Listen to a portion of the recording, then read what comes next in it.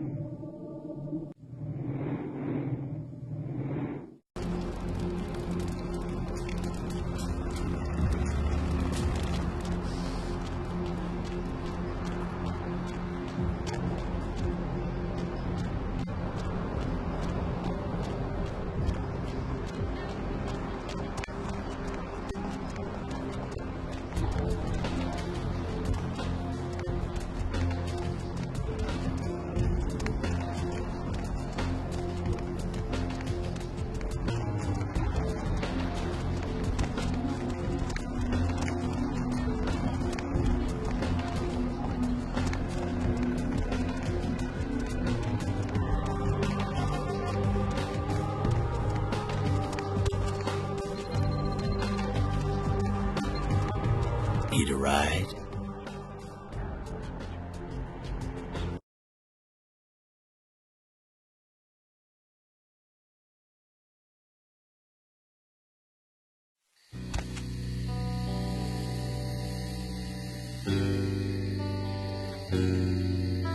You! What are you doing here? Out now. You should get out of here. This place is bad news. Pardon me.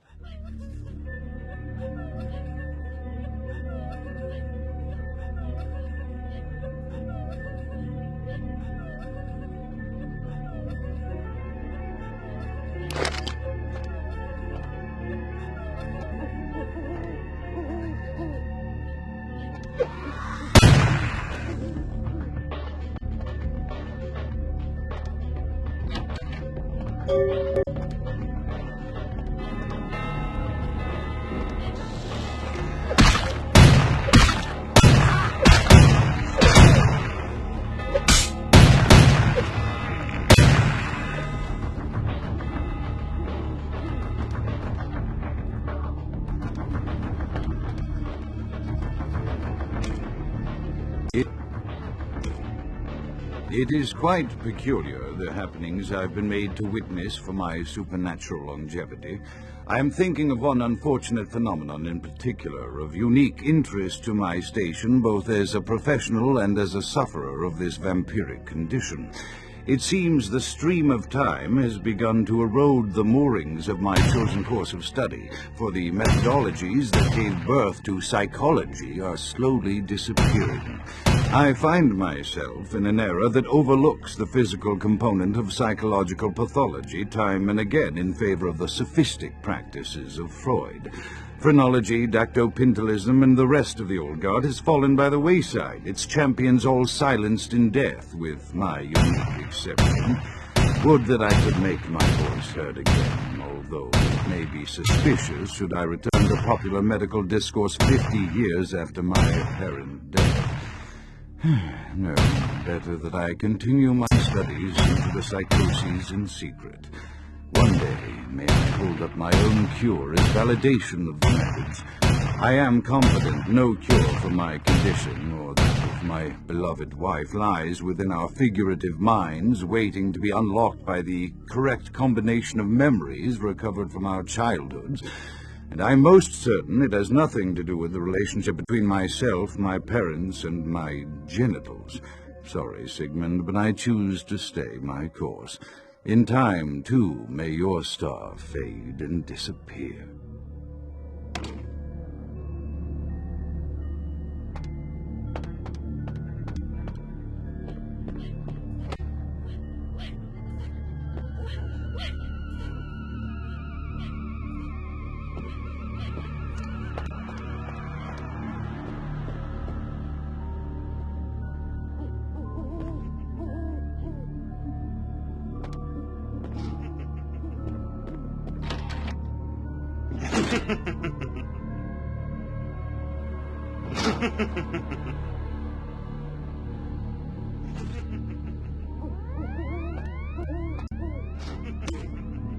Another unfortunate casualty to tide of time, insane asylums. I lament their loss not only as brokerage houses for the breadth and depth of human psychoses, but also I shall mourn the disappearance of that peculiar environment present only in an insane asylum. That palpable atmosphere of blistered brains and churning bowels, the odoriferous melange of freely flowing bodily humors, that gently rolling cacophony of distant sobs and screams, the muttered cursing at perceived enemies, and the blissful gurgling of the lobotomized, like a newborn babe discovering the sky.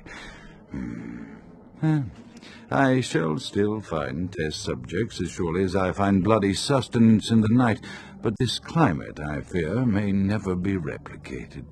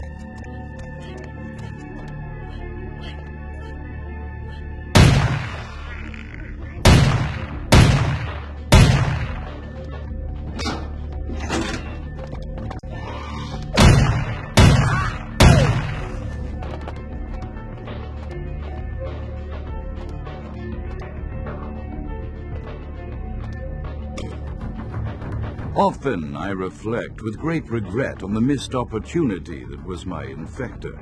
Had I been conscious after the attack, I could have stopped the orderlies from locking her in the roaming pen.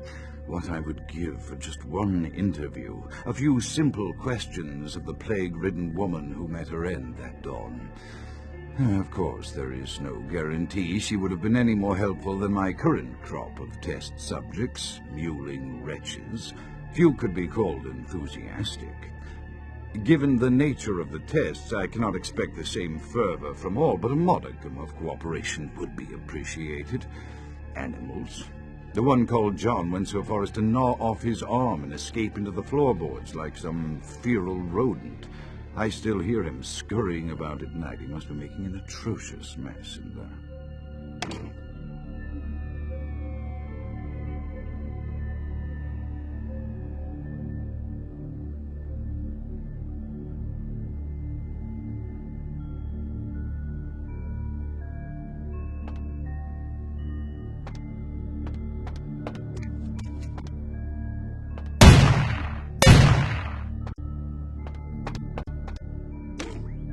My studies proceed at a languid pace. I'm mired in a foul ennui as my wife's illness advances. My subjects grow restless without proper supervision, but I cannot pull myself back from this black depression.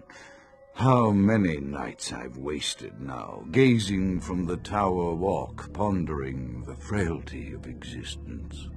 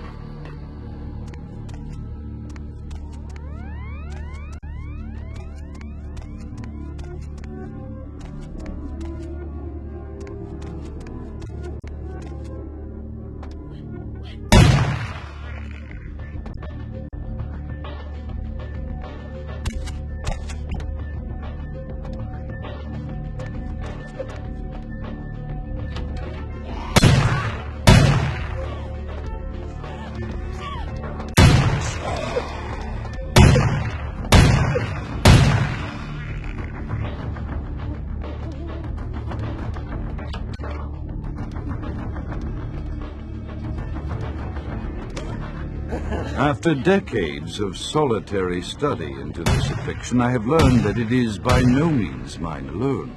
Indeed, the city is home to an entire society of similarly afflicted individuals with whom I've only recently made contact. They are an understandably standoffish sort, by and large, but I have been able to confirm with them that the condition is indeed vampirism, which apparently comes in a multitude of strains, each with a spectacular set of symptoms such as invisibility and even a sort of lycanthropy.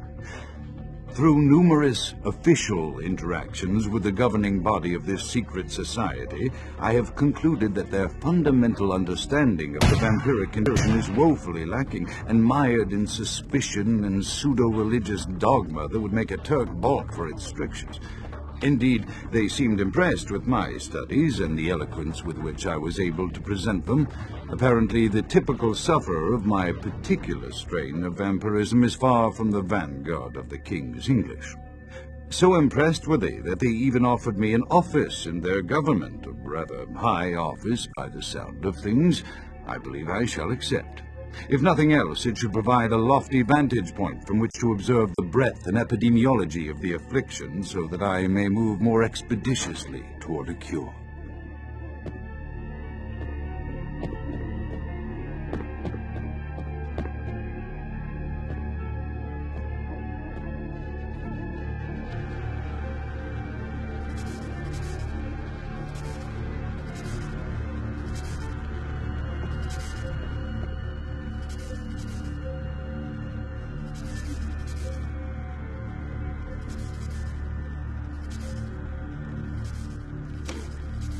I have accepted the role of Primogen, for Clan Malkavian, the dreadfully winsome label applied to the particular strain of vampirism I suffer, so named for some supposed vampire father figure of old, or poppycock grown from a backward culture that seems interminably drawn to children's tales and the fiction of Victorian romance, when it should concern itself with the science behind their suffering.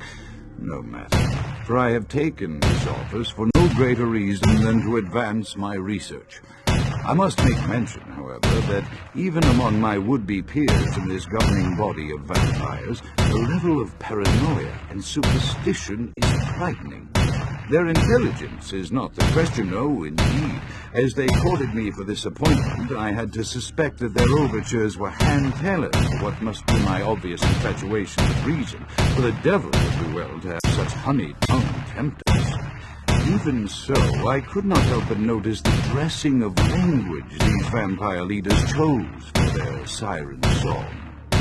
Whether it is born of habit, from addressing their unwashed, ill-educated subjects, or from their own deep-seated beliefs, their linguistic flourishes belie a faith in superstition over the providence of empirical reason that must be an all-pervasive theme in this society of darkest night. Damn it all, now I'm doing it too.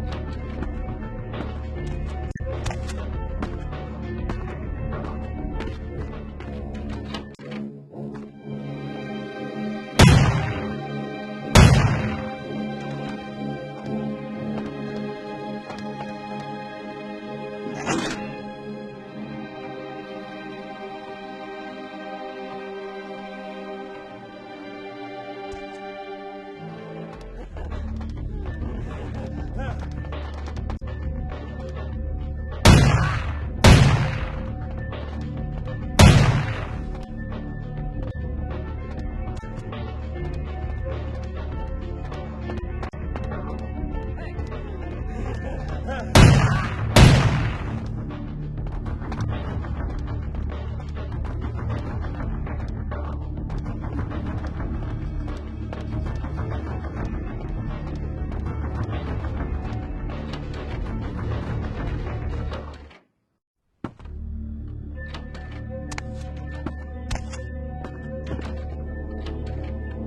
stop right there.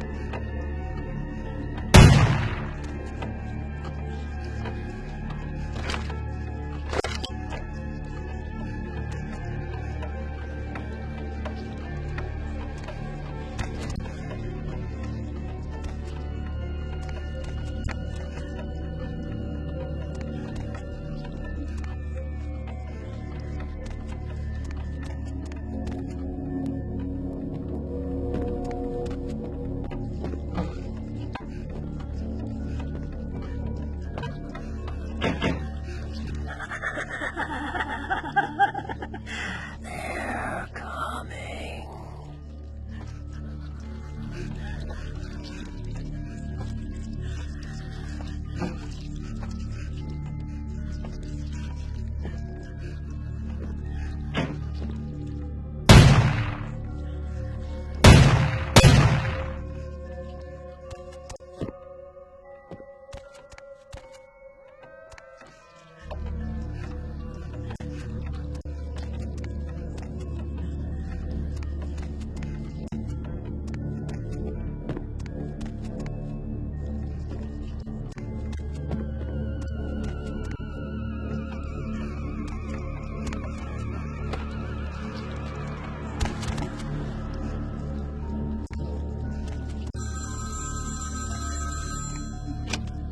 Wishes and words brought from the same sea.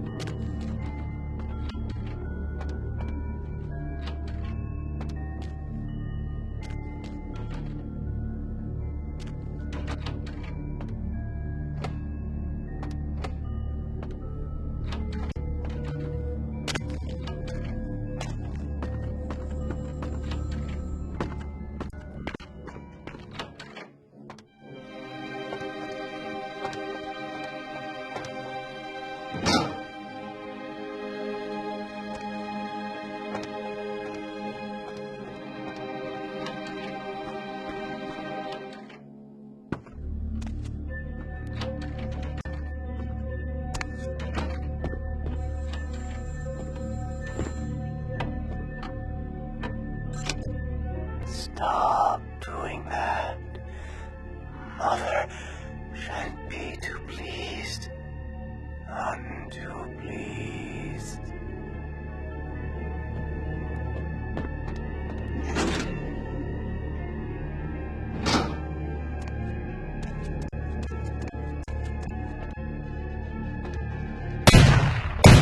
Hey,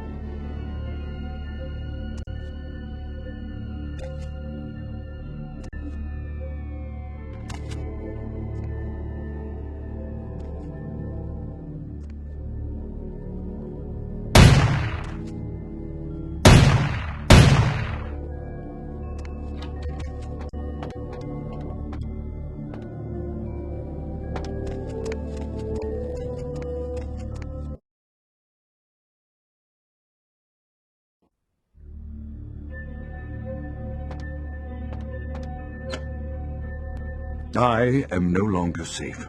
I know it. The voices have proven themselves authentic, and I have withdrawn from the Vampire Society entirely. My absence will no doubt draw attention, but I could no longer hold my fragile composure around the ravenous eyes of my vampire peers, especially not around him. The voices compelled me to make what I fear is a Faustian bargain, but I had to, for their demands are constant and merciless. I have secluded myself within the mansion. I know he will strike out at me. He will go to any length to achieve his ambitions, and he knows it, I know. I have taken precautions to protect my beloved wife. Her cure will have to wait until our immediate safety is guaranteed. The mansion was constructed with security in mind, but at that time I was not privy to the full range of vampire capabilities. The voices echo in the twisted corridors of my psyche, dark whisperings of a macabre and formless menace, the approach of which portends an end to all of this.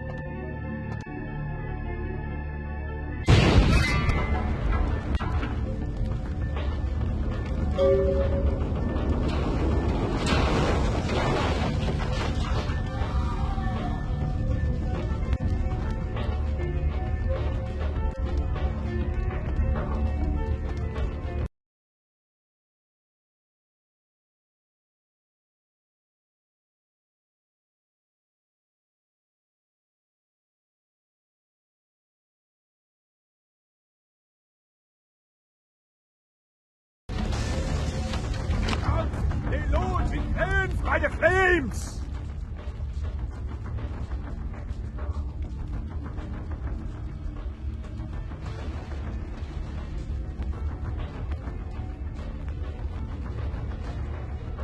Count is dead?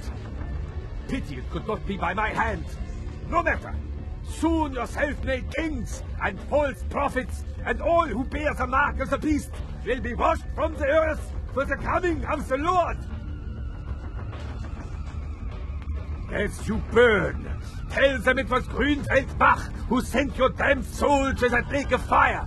All agents of Satan shall return to whence they came. Let this righteous display serve as a promise to all who serve the Archfiend Lacroix. I'm coming for you, Lacroix. By the power of the Lord, I will cleanse your black soul.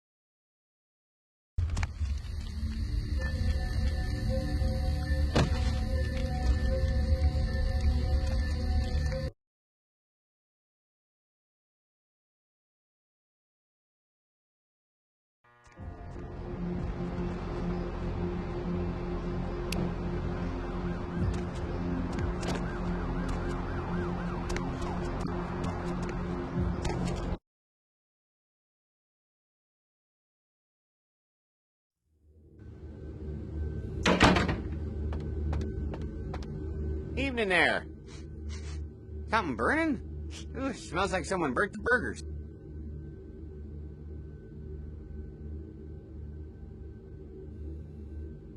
Sure, I'll open her up for you. Jeez, I could go for one of them double-spaced burgers with the onions and the cheese and some bacon and a guacamole. Ooh.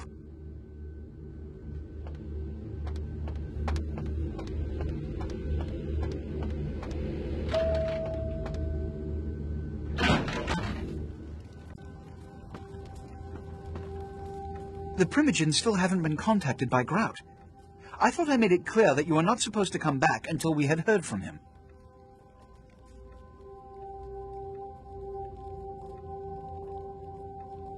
Grout's dead? What?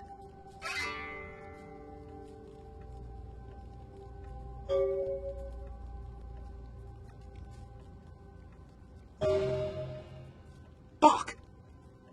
Every time I think he's lost the scent. So, Buck killed Grout to draw me out.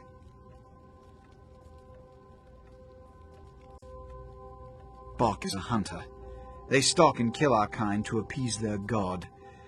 But like many mortals, their so-called faith is nothing but a conduit through which they quench their killing urge. Who else would have killed Grout? Look at me. Are you sure it was Nines Rodriguez?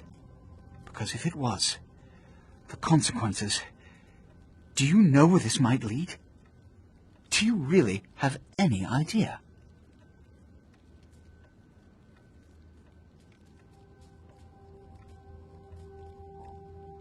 It means, under most circumstances, I would call a blood hunt on the murderer immediately. However, the anarchs of this city may interpret such an action to be a declaration of war. I do not want a war with them. This decision will take some time. I need to confer with the Primogen on this. In the meantime, I've come to a decision on the Ankaran sarcophagus, and I believe that for the safety of the inhabitants of this city, we need to place the sarcophagus under Camarilla protection until its contents can be confirmed. You're becoming quite indispensable to me. So, out of all my available personnel, I'm going to entrust the retrieval of the sarcophagus to you. It was quietly delivered to the Museum of Natural History a few hours ago.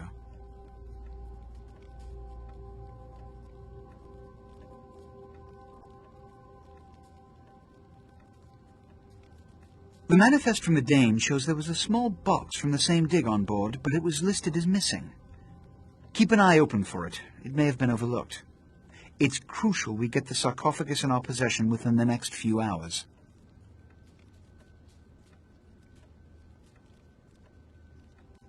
Here are the keys to the front door of the museum. The sarcophagus should be in an examination room of some sort. There's a small security staff on site, but I don't want a massacre. Mortals are just as easy to deceive as they are to kill.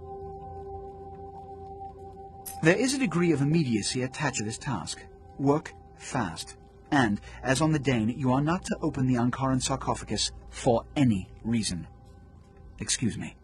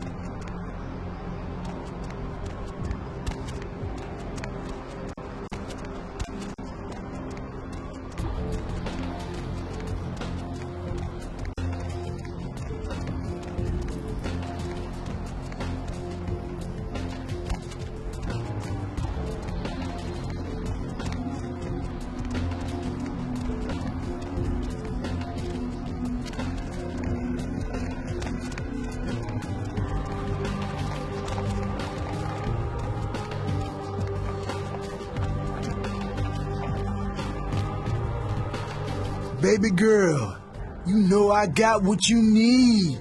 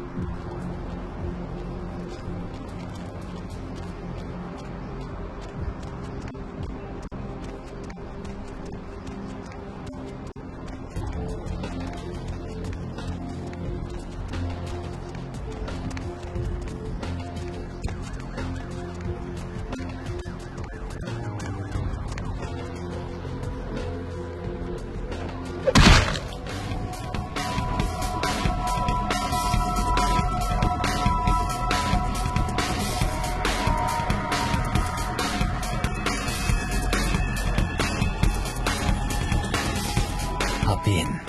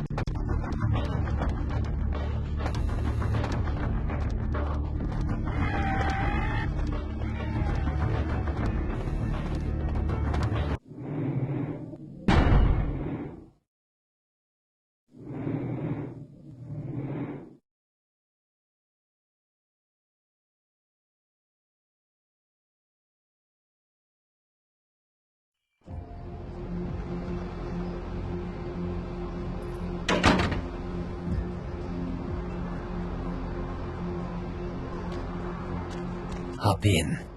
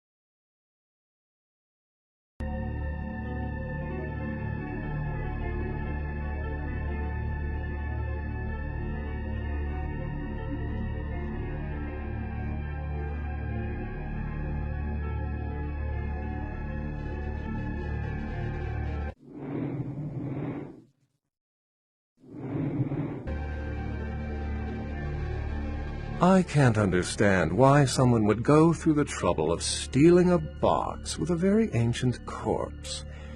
This city's not that dull. I'm an archaeologist, so I thought I'd indulge in a quick study of this Ankaran sarcophagus everyone's so riled up about. My guess, from what I've read about it, is that it's a mummified Mesopotamian king. I needed confirmation. Since it's missing, I'm inclined to believe it was stolen, or intentionally misplaced, if you like. Clearly, though, it's not here. Interesting choice of words. Weren't you here to take it away? Wouldn't that make you an attempted thief?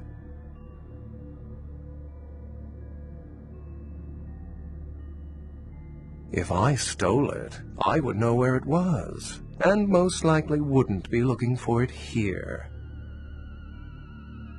Oh, I really wish I had. All this speculation about the sarcophagus containing an antediluvian and being a portent of Gehenna is making me cringe. These are the kinds of ridiculous, superstitious assumptions I came here to debunk. Armageddon, doomsday, the end of all kindred. It's a common facet of most mythologies. Fear that the world will end. Many believe Cain and the antediluvians will return to consume or destroy all kindred. I wholeheartedly disagree. No one I know has ever met one, but each of the clans and their bloodlines supposedly trace their origin to an original vampire, an antediluvian. Some swear these grandsires still exist into the present, but then kindred and kind believe a lot of strange things. Cain is the biblical first kindred and founder of the mythological first city, Enoch, a place where kindred and kind coexisted. I believe Cain's a figure concocted to personify the transition from nomadic society to agrarian society. That myth, like most, has been twisted by time.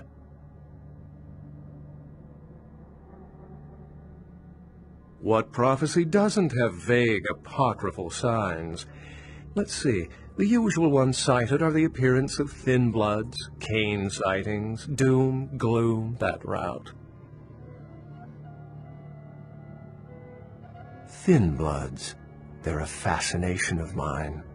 They are considered a weaker, more human-like kindred, hence the name, thin blood. But they are sired same as any of us. I've heard a large concentration of them live in this city. They're one of the reasons I'm in Los Angeles. Thin bloods rarely exhibit features or powers of their clan, and many can't embrace. Some are even rumored to have reproduced.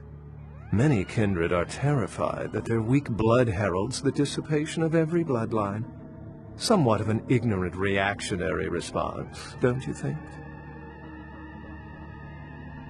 As I said, many cultures have the fear of some form of apocalypse.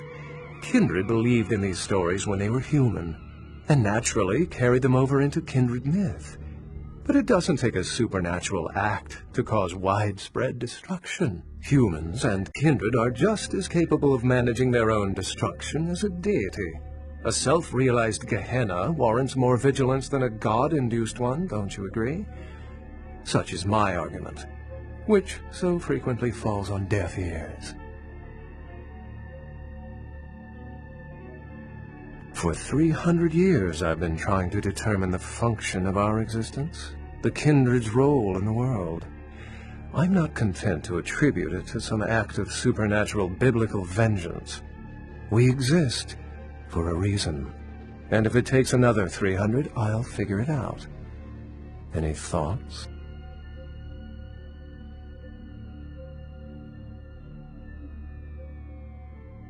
Yes, I've heard that theory before. It certainly seems plausible, but there's little proof to support it. Still, it's a better explanation than a divine sentence for manslaughter. Remember, The truth won't be told in time. It will be told by us. Well, my work here is stolen away into the night. Think I'll do the same.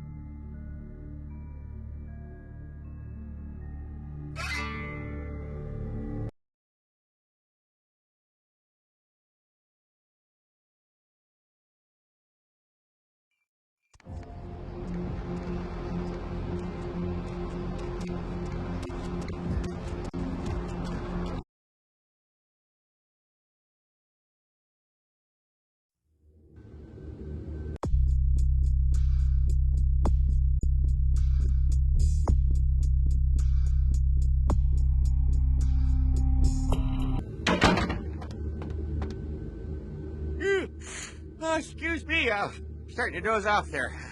Oh, I need to get a guard animal of some sort to alert me when folks come in.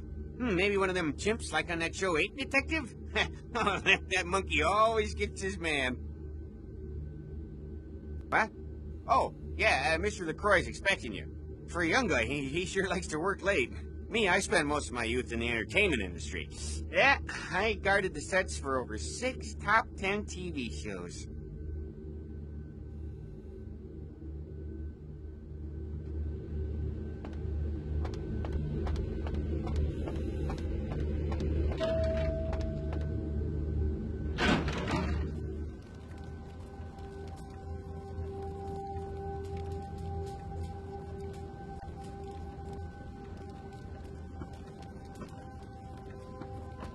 The folly of leadership is knowing that no matter what you do, behind your back there's hundreds, certain that their own solution is the sounder one, and that your decision was the byproduct of a whimsical dart toss. I pronounce the blast sentence, and I soak the critical fallout. I make the decisions no one else will. Leadership. I wear the albatross and a bullseye.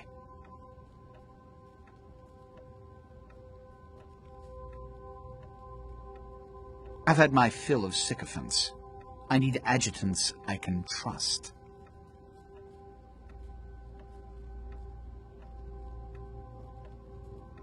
The blood hunt on Nines Rodriguez for the murder of Alistair Grout will be called. Rodriguez's execution is only a matter of time. I have lit the fuse. If a war ignites, it's my head they will sharpen the pikes for. At least I can rest easy in knowing that you, my most promising attendant, has relieved me of one encumbrance tonight. Do you need assistance bringing the sarcophagus up to my office?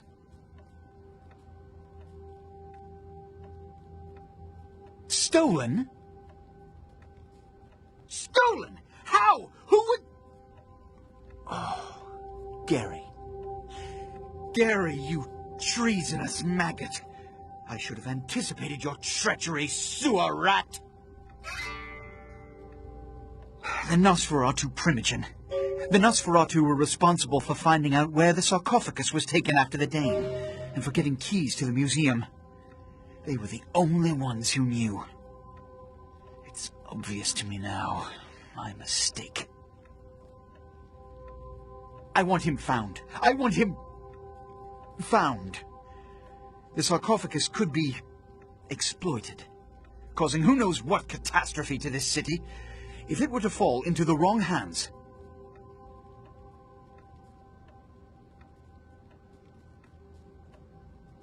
The Nosferatu lurk in the filth below the streets of Hollywood, but not even I know just where they hide. Hollywood is, unfortunately, lacking in any Camarilla loyalties. Hollywood's baron is an anarch named Isaac. Isaac's more civil than the anarchs downtown, but nonetheless he wears his mistrust of me on his sleeve. He may know how to contact the Nosferatu. Find Gary and get him to talk. That sarcophagus could be used against us. Do not come back until you have it. Now, I must announce the blood hunt and bear the brunt of all consequences. Escort her out.